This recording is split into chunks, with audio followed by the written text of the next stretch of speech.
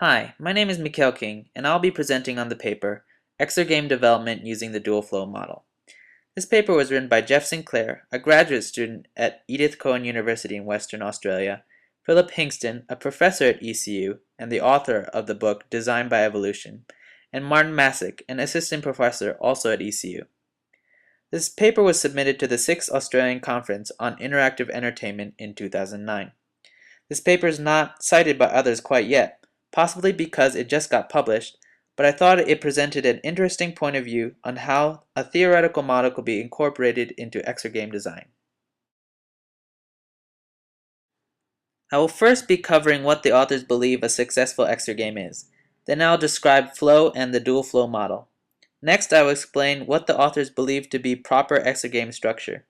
I will then describe the game they developed using their exergame structure and the dual flow model. Lastly, I will describe how they tuned their game and what their final results were.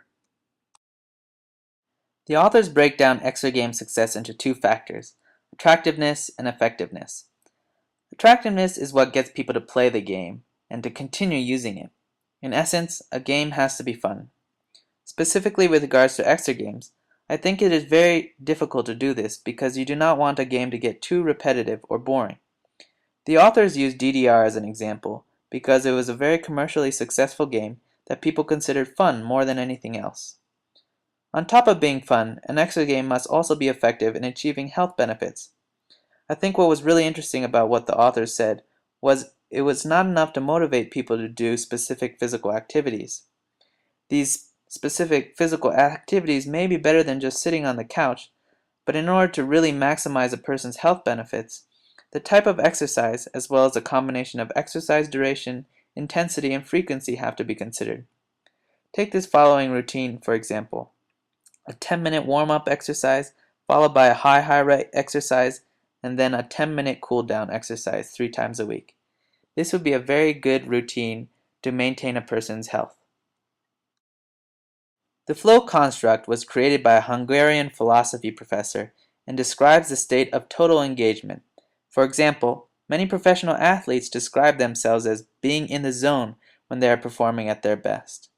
When in the flow state, a person is absorbed by their activity, and their awareness and focus are narrowed down to the activity itself. Flow can be applied specifically to gaming. This is called game flow. There are many components to flow as well as game flow. However, what is key is that the user's skills need to be matched with challenges in order to maintain his or her interest. This is known as the golden rule of flow. The dual flow model involves the two previously mentioned dimensions, attractiveness and effectiveness. The attractiveness of an exergame can be modeled by the standard flow model, where the player's skill needs to be balanced with the level of challenge. The balance between intensity and fitness is represented in a similar 4-quadrant balance model for effectiveness. According to the effectiveness model, if intensity and fitness are matched, the quadrant of physical flow is reached and the fitness of the subject improves with continued exercise. Now I will go over the exergame structure that the authors have proposed. According to the authors, an exergame should be made up of 4 modules. The User Identification and Exercise Planning module creates an exercise plan based on various factors, while the Gameplay engine manages gameplay. The Exergame Control Logic module manages the intensity and difficulty of the game, and the Exergame Control Adapter manages the input and output of the system. The User Identification and Exercise Planning module is where users can input their details and the appropriate exercise level is calculated.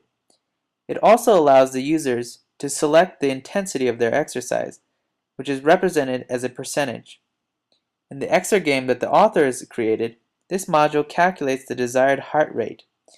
The aim of the module is to make most users exercise at 60 to 75% of their maximum heart rate. This module uses the Karvonen method to calculate the target heart rate, meaning that the user's heart rate at rest is taken into account in calculating the target heart rate. The authors also feel the age, exercise goals, medical conditions, and level of fitness should be factored in.